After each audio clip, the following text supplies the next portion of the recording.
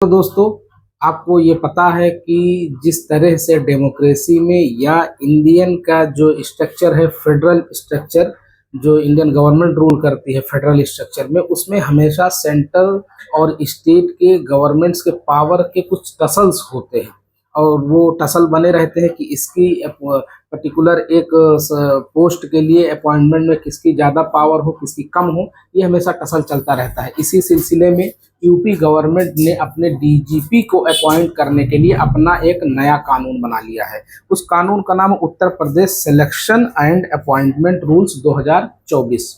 तो इस जो कानून बनाया है, इसके हिसाब से अब जो डीजीपी ऑफ यूपी अपॉइंट होंगे वो इसी लॉ के हिसाब से होंगे जो यूपी गवर्नमेंट ने बनाया है। तो हम इस बैकग्राउंड के लिए सबसे पहले ये समझ लेते हैं कि इससे पहले कैसे अपॉइंटमेंट होता था डीजीपी का, ये आने से पहले। तो इससे पहले क्या होता था कि जो फिलहाल डीजीपी की नियुक्ति है वो प्रकाश सिंह केस के अकॉर्डिंग होती थी, जिसमें सुप्रीम कोर्ट्स ने कुछ गाइडलाइंस प्रोवाइड कराया था, कुछ डायरेक्शंस प्रोवाइड कराए थे।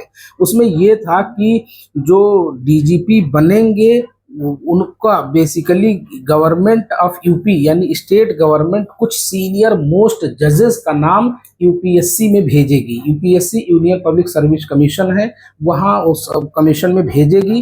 तो वो उसकी सीनियरिटी के बेस पर, उसकी इंटीग्रिटी के बेस पर उस ऑफिसर के पूरे उसका कैलकुलेट करके उसका नाम फिर रिटर्न भेजेगी 3 सीनियर मोस्ट जजेस का। उसमें से गवर्नमेंट क्या करती थी, किसी एक को डीजीपी नियुक्त कर देती थी। ये सुप्रीम कोर्ट के डायरेक्शंस के हिसाब से होता था प्रकाश सिंह के केस में। और दूसरा पॉइंट ये था कि ऐसे बंदे को अपॉइंट कर सकते हैं जिसका जो अभी टाइम पीरियड है वो मिनिमम 6 महीने बचा हो, और जो भी डीजीपी अपॉइंट हो उसका टेन्योर जो है वो कम से कम 2 साल का हो।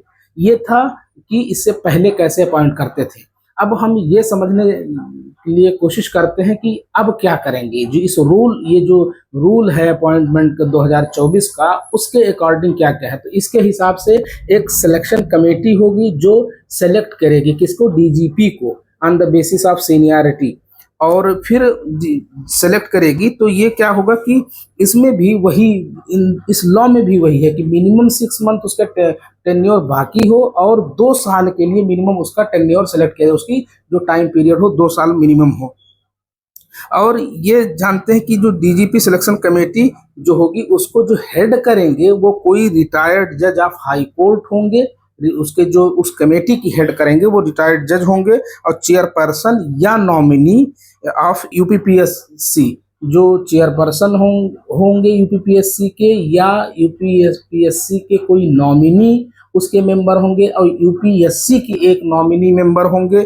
उसके बाद में या प्रिंसिपल सेक्रेटरी हो, और उसके बाद रिप्रेजेंटेटिव ऑफ होम डिपार्टमेंट, जो होम मिनिस्ट्री होती है उसका होते हैं, और रिटायर्ड कोई डीजीपी होंगे। तो ये बेसिक हमने जो बात करी है कि वो जो रूल बनाया है स्टेट असेंबली ऑफ यूपी ने, वो फिलहाल इस तरह से अब डीजीपी का अपॉइंट करेगी। तो इसमें फ़र्क क्या है, क्या बेसिक डिफरेंस है। वो बेसिक डिफरेंस ये है कि यहाँ जो सेंटर का पावर है वो कुछ कम किया गया है। कैसे, जो यूपीएससी होता है यूनियन पब्लिक सर्विस कमीशन, वो basically under the central government होता है, वो सेंट्रल गवर्नमेंट के उसमें होता है। तो जो पहले सिलेक्शन प्रोसेस था वो उसमें इंटरफेरेंस यूपीएससी का ज़्यादा होता था, वही सिलेक्ट करके 3 मोस्ट जजेस को, 3 मोस्ट नाम ऑफिसर्स का भेजते थे। लेकिन इसमें क्या होगा कि यूपी की ही सिलेक्शन कमेटी होगी, उसमें से एक नॉमिनी यूपीएससी का होगा। और ये सब बेसिकली जो फेडरल स्ट्रक्चर है, यानी कि जो एक अम्ब्रेला तले, एक अम्ब्रेला है सेंटर, उसके तले सारे स्टेट्स हैं। तो वो स्टेट्स में और सेंटर में या विद इन स्टेट्स में पावर टसल हमेशा बनी रहती है।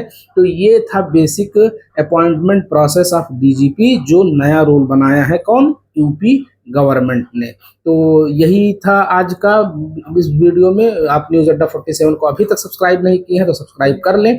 Thank you very much.